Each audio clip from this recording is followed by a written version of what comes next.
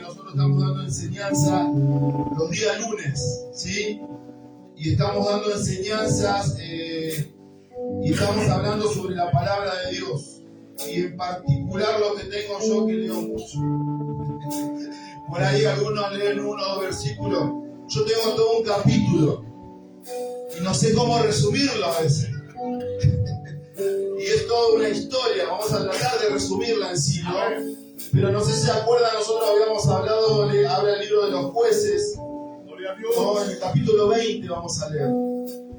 Pero habíamos hablado tiempo atrás, ¿no? Que en el capítulo 19 había empezado una historia, ¿sí?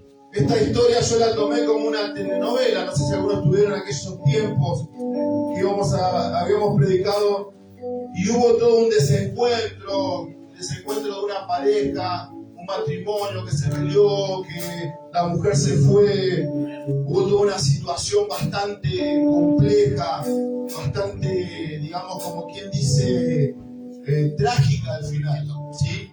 Pero todo eso, lo que nosotros vimos, Dios nos enseñó mucho, pero la historia sigue, ¿sí? Yo quiero continuar esa historia, amén. Pero, o sea, no es que la historia sigue y no van a entender porque la primera parte. Vamos a entender, porque la historia que sigue es una guerra civil dentro de Israel, ¿sí? Entonces, dentro de esta guerra civil, yo quiero con ustedes compartirle, y entre todos, yo digo entre todos porque vamos a leerla, vamos a tratar de discernirla de parte de Dios, porque vamos a quedar, yo creo, en una encrucijada con esta historia. Vamos a quedar de alguna manera metido en medio de algo que es una realidad en estos tiempos y que va a ser una realidad más adelante, ¿sí? En Jueces capítulo 20, ¿no? La historia empieza de esta manera, o sigue de esta manera. Gloria al nombre de Jesús. Dígame cuando lo tiene, así podemos comenzar. Sígame la lectura. Si en algún momento me freno, ayúdeme para poder seguir. Amén. Entonces salieron todos los hijos de Israel y se reunieron la congregación como un solo hombre desde Dan hasta Berseba y la tierra de Galaad, a Jehová en Mizpa. Y los jefes de todo del pueblo, de todas las tribus de Israel, se hallaron presentes en la reunión del pueblo de Dios, 400,000 hombres de pie que sacaban espada. Ya ahí tenemos un número, ¿no? Y los hijos de Benjamín oyeron que los hijos de Israel habían subido a Mizpa, y dijeron los hijos de Israel: decí cómo fue esta maldad.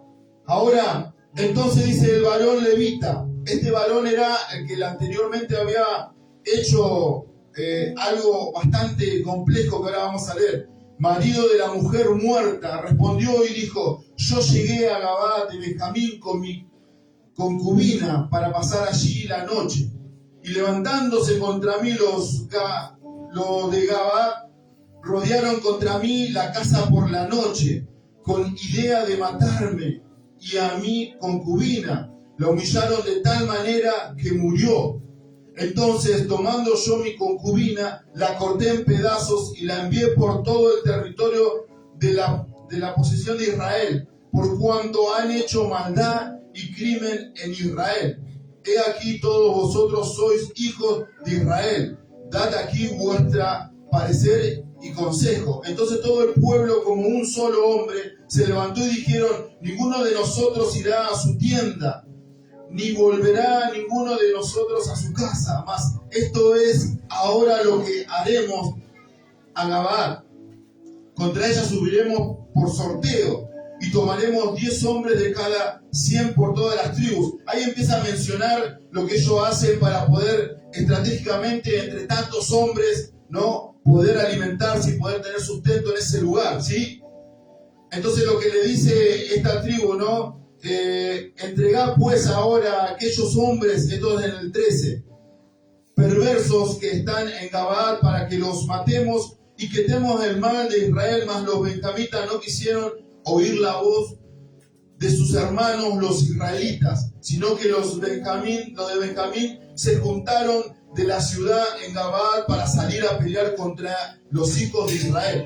Y fueron contados en aquel tiempo los hijos de Benjamín de las ciudades 26,000 hombres. Tenemos otro número, que sacaban espada, sino los que moraban en Gabad, que fueron por cuenta 700 hombres escogidos. De toda aquella gente había 700 hombres escogidos que eran zurdos, todos los cuales tiraban una piedra con la honda a un caballo y no erraban. Tome su asiento.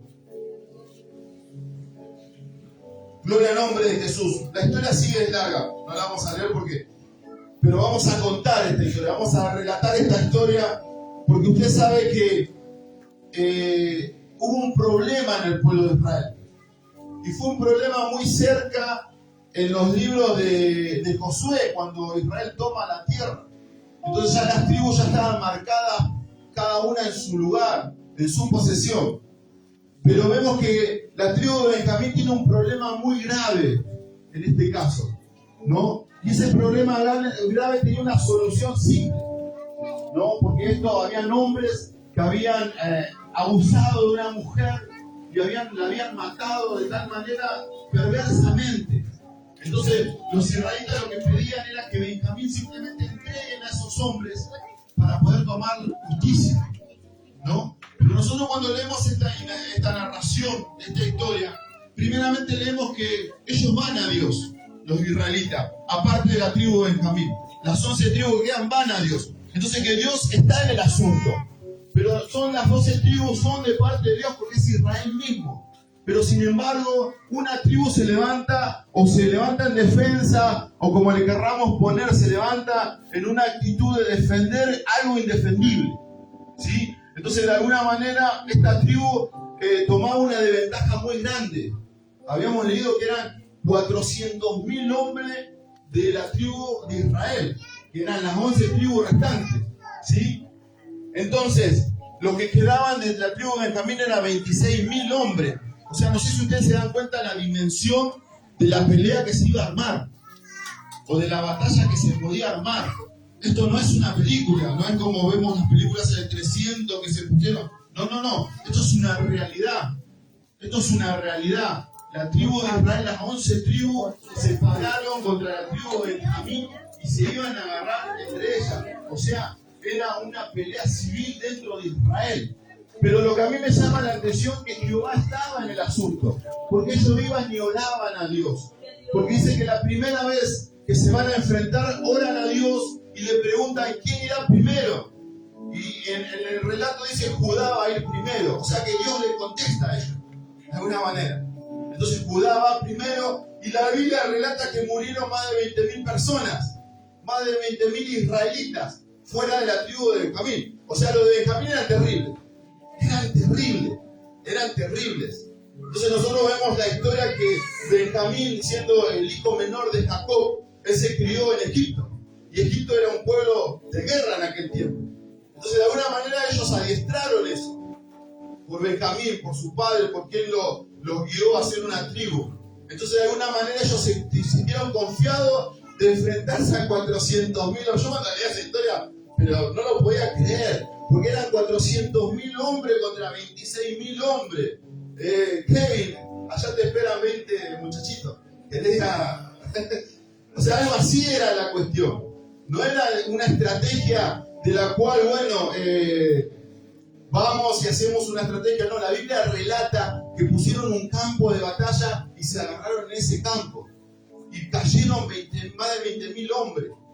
Ahora, los hijos de Israel salen y se ponen a llorar y buscan nuevamente a Dios y le preguntan nuevamente a Dios si salen de nuevo a pelear, ¿no? Y Dios dijo, sí, salgan a pelear. Y salen de nuevo a pelear. 18.000 hombres. 18.000 hombres caen de Israel. O sea, Benjamín era poderoso. Pero acá hay algo muy en particular, que nosotros decimos, bueno, Benjamín siendo una tribu de Israel y es poderoso, estaban defendiendo una causa terrible. Estaban defendiendo algo totalmente terrible y tenían la ventaja ante 400.000 hombres. Entonces, en toda esta pelea, ya el pueblo de Israel no quería salir más a pelear. Después en su casa va a hacer la tarea, va a leer todo el relato.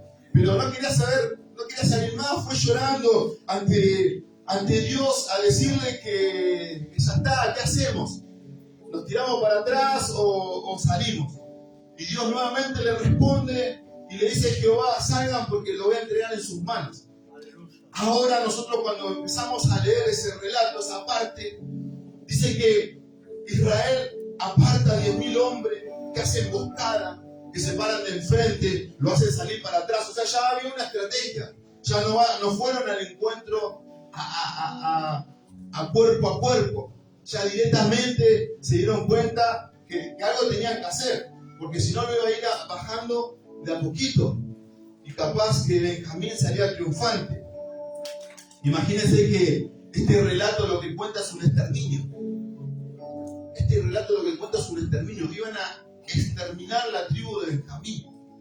Iban a deshacer la tribu de Benjamín. No sé si se acuerdan Jonás, ¿no? El juicio de Dios hacia aquella ciudad, ¿no? Nínive, que el objetivo era ese, era destruir todo. Y sin embargo Dios tuvo misericordia, ¿no? Por un acto de ellos. Pero la situación venía en ese sentido, en exterminar, ¿sí? Entonces, de alguna manera, salen al encuentro nuevamente y toda esta estrategia, todo esto funciona. Funciona porque los benjamitas salen más allá de su territorio, se cruzan nuevamente con los de Israel, matan a un par de ellos y como que los de Israel huyen. Entonces, cuando ellos se dan vuelta, se dan cuenta que la ciudad donde ellos salieron ya estaba siendo tomada. Y cuando quieren volver, se dan cuenta que las emboscadas ya empiezan a salirle al encuentro. Entonces, de alguna manera, estos 10.000 apartados también salen, y ella se dio cuenta, Benjamín, que ya estaba en perdición. ¿No? Ya estaba en perdición. Pero a mí lo que me llama la atención, de este relato, que la palabra de Dios dice: y Jehová venció a Benjamín. Aleluya, gloria a Dios. Y Jehová venció a Benjamín. O sea, de alguna manera, si Jehová estaba en el asunto, él tenía que poner su mano, porque era una guerra civil de hermanos. Era algo de cuerpo a cuerpo de hermanos. Era como encontrarse con un pariente, encontrarse con alguien querido, encontrarse en campo de batalla. Imagínense para el pueblo de Israel lo fuerte que sería eso. Por más que el pecado sea tan grande, por más que el pecado sea tan, digamos, fuerte, eran hermanos los que se cruzaban, eran hermanos los que se tenían que matar. Entonces, de alguna manera, yo creo que cuando la Biblia relata que Jehová está, gracias hermano, que Jehová está en el asunto y que Él derrota, Él está cubriendo el corazón del pueblo de Israel de alguna manera, porque es muy fuerte. Ahora, yo le dije que esta historia tiene un sistema por delante, ¿no? Dice la palabra de Dios, gloria al nombre de Jesús, en Apocalipsis 6:17, porque el gran día de su ira ha llegado. ¿Quién podrá sostenerse en pie? Dice la palabra de Dios y relata que allá por delante, cuando venga nuestro Señor Jesucristo, van a pasar cosas tremendas. En el Apocalipsis, si usted abre la Biblia, relata y habla de ese día tremendo, poderoso para la tierra. Habla de un día a la cual ninguno de nosotros tenemos que estar en ese día, en este lugar. Ninguno. Si yo de alguna manera le pido a Dios soltar esta palabra, es porque de alguna manera nosotros y el ministerio tiene una visión que es el evangelismo, que es predicar la palabra fuera de este lugar. Pero cuando nosotros vamos a predicar la palabra fuera de este lugar, como el pastor estaba explicando, hay un campo de batalla allá afuera. Pero ese campo de batalla nosotros tenemos que reconocerlo de alguna manera. Tenemos que saber y podemos llegar a salir como salió Israel al encuentro de Benjamín. Podemos salir como salió Israel pidiendo a Dios, viniendo a orar, viniendo a ayuno, todo. Y pueden caer. Pero de alguna manera Dios promete y dice que Él va a triunfar, que Él va a derrotar. Por eso una de las maneras que nosotros podemos llegar a tomar, o una de las formas que podemos llegar a tomar el ministerio, o el camino de Dios, o lo que usted está haciendo en este tiempo, es la victoria del Señor en su vida. Entonces usted no viene acá simplemente por el hecho de un autorreflejo, porque el pastor dice que acá hay fuego, porque el pastor dice que acá está esto, porque no, nosotros venimos porque hay una salvación de por medio. Y si nosotros no entendemos esa salvación, no vamos a poder salir afuera a predicar esa salvación.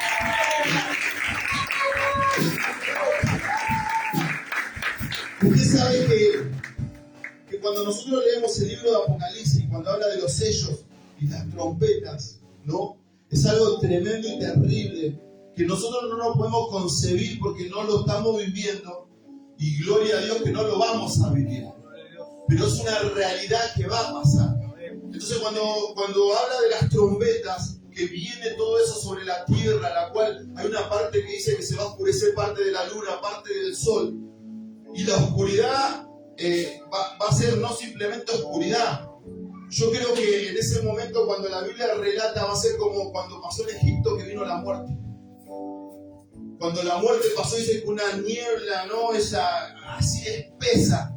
Dice que parte del día y la noche no va a tener luz. No va a alumbrar ni la luna ni el sol. Y usted sabe dónde habitan los demonios. Entonces van a tener parte en ese tiempo. Imagínense lo que va a ser en ese tiempo. No lo quiero asustar, no se asusten, ¿eh? Vamos al punto. Pero va a ser tremendo, y la Biblia lo relata. Relata que de repente van a caer estrellas, de repente van a suceder tremendas cosas, terremotos, y van a morir miles y miles de personas, y relata todo lo que va a pasar cuando suenen esas trompetas. Pero a mí me sorprende algo tremendo me sorprende de todo esto, porque cuando dice todo eso, dice que los que sobrevivan no se van a arrepentir, sino que van a seguir adorando a ídolos, a dioses de plata, de oro, de bronce, a demonios. No van a salir de su maldad, van a seguir con su inmoralidad sexual. O sea, la Biblia lo relata eso. Entonces, de alguna manera, yo creo que en este tiempo, todo se está preparando para eso. Todo se está preparando para eso. Todo. Fíjese usted y mire los tiempos, mire los ambientes, mire cómo se mueven fuera de este lugar, la lucha que tienen.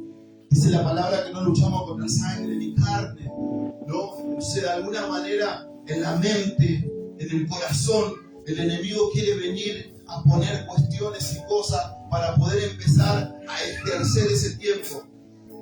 Por eso es muy importante que entendamos que el pueblo de Benjamín se levantó por un acto totalmente fuera de sí.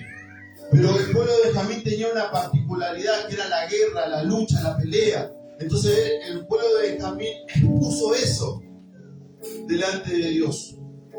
Antes de humillarse, antes de entregar lo que tenía, antes de entregar a esos hombres, antes de dejar todo por detrás, no, su orgullo lo llevó a un exterminio. Su orgullo lo llevó a enfrentar a sus hermanos. Ahora usted fíjese, cuando un hermano no aparece en la iglesia, cuando alguien se va decayendo, cuando alguien se va quedando, ¿no? ¿Qué es lo que lo hace quedar? ¿Qué es lo que viene a su mente, a su corazón? ¿Qué es lo que viene a su vida? Por eso es importante tomar en este tiempo conciencia y tomar de parte de Dios lo que Dios habla en este tiempo, para poder tomar esas defensas delante de Dios, para poder decirle a Dios: si vos vas a pelear, vos vas a triunfar, parate delante de mí y caminá conmigo y andá conmigo para yo poder seguir.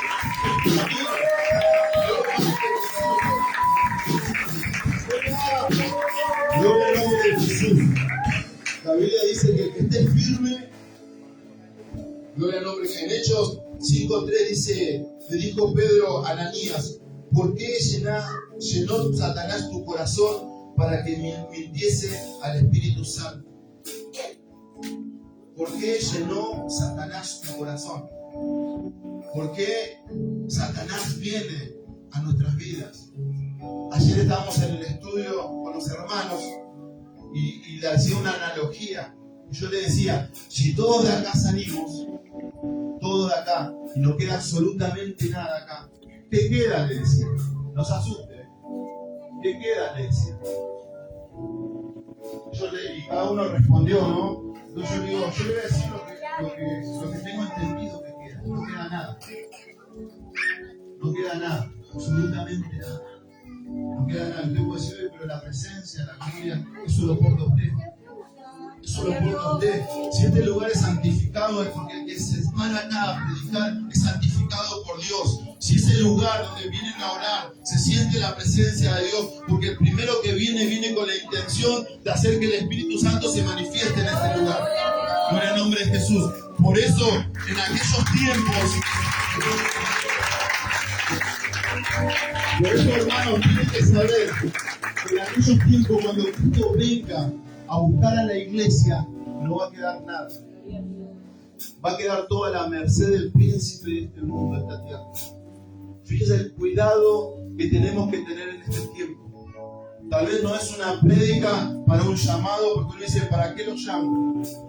Pero hay hermanos, hay ministros que se llenan de Dios para que usted pueda pasar acá adelante y pueda recibir un toque, pueda recibir una palabra de parte de Dios que necesita para fortalecerse en este tiempo, que necesita para levantarse en ese tiempo, que necesita para que Dios pueda seguir obrando en su vida.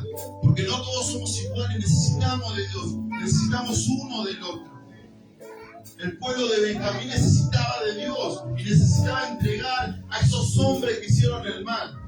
Por eso, si esta noche hay un llamado al altar, va a ser para entregar a aquello que te hace mal, para aquello que te va a llevar a la perdición, para aquello que no te va a dejar estar con Dios. Por el nombre de Jesús.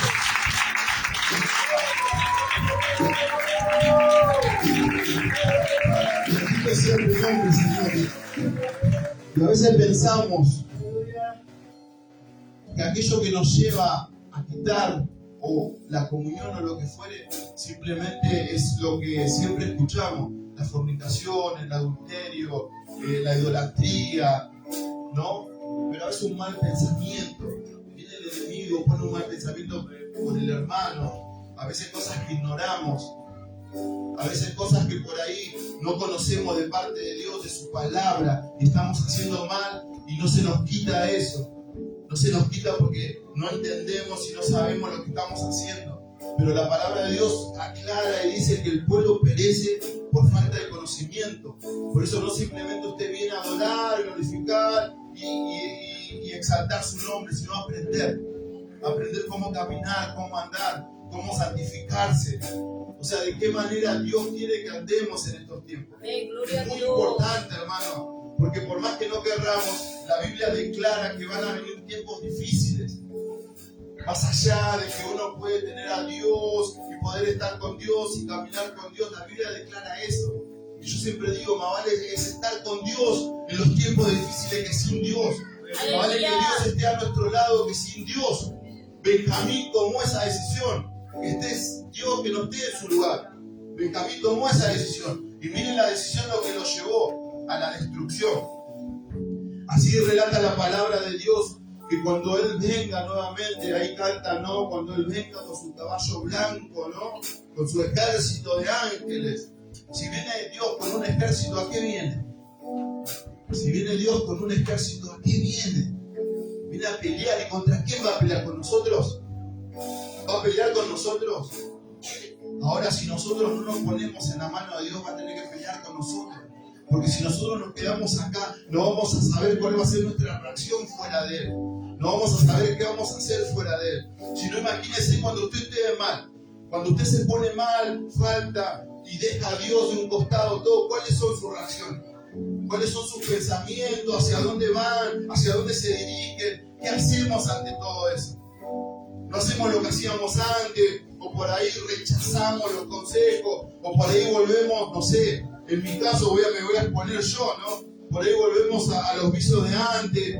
Me gustaba mucho ir a la cancha, me gustaba mucho ir a recitales, era muy de escuchar rock and roll, para que más o menos se dé cuenta, pero hermano, usted es un re duro. Bueno, Pero sin embargo, en aquel tiempo, usted me veía saltando en recitales, yendo. La noche para mí era lo mejor.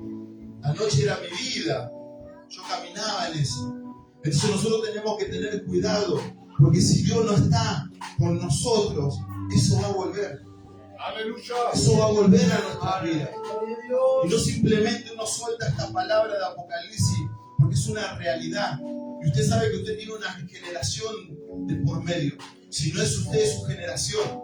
¿Y qué le vamos a dar a nuestra generación? Instruye al niño del pequeño, ¿no? Y él no se apartará. Hay consejos de parte de Dios. Hay consejos que tenemos que tomar de parte de Dios. El día de ayer estuvimos dando clases, ¿no? Y estuvimos hablando del mismo Dios. Y no nos llevamos a conocer ni un poquito así a Dios. Pero podemos instruirlo.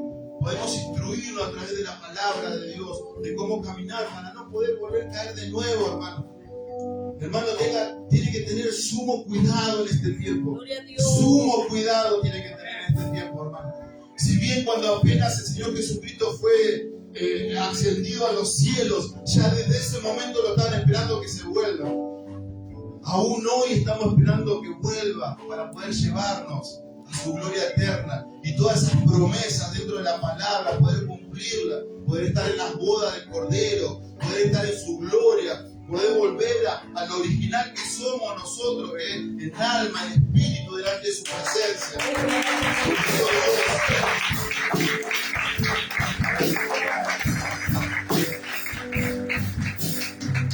Por eso, hermano, en esta noche, sé que a veces mi señora me dice predicar, no enseñes.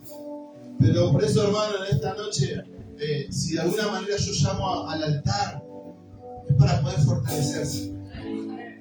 El ministerio es un ministerio que usa el evangelismo como un fuerte muy grande. Pero el evangelismo es una salida al campo de batalla. El evangelismo es salir a enfrentarse a Benjamín en este tiempo. A guerreros, porque se van a salir a enfrentar a guerreros. Como decía el pastor, te pueden tirar el tratado en la cara, te pueden insultar, te pueden hacer cuantas cosas. Y uno tiene que usar el dominio propio. Amén. Tiene que usar lo que dijo Jehová, ¿no? Y Jehová venció a Benjamín. Dios tiene que vencer fuera de este lugar. Dios tiene que vencer. Póngase de pie esta noche. Bendito Dios.